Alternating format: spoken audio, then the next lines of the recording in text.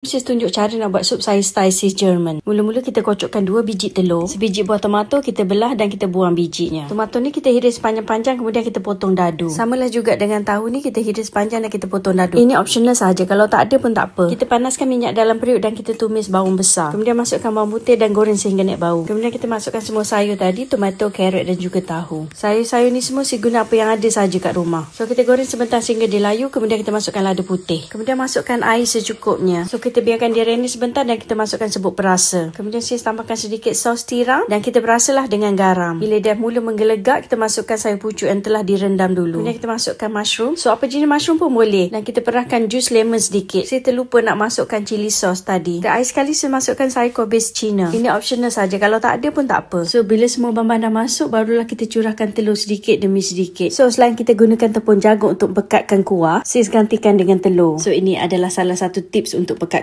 kuah. Okey, itu saja. Dah siap sup sayur. Konsepnya campak-campak dan kita guna apa saja yang ada kat rumah. Ini kalau badan tak sihat, tak berselera nak makan, cuba resepi ni. Mana tahu ada selera lepas ni. Ini kalau tambah lemon dengan chili sauce lagi sedap.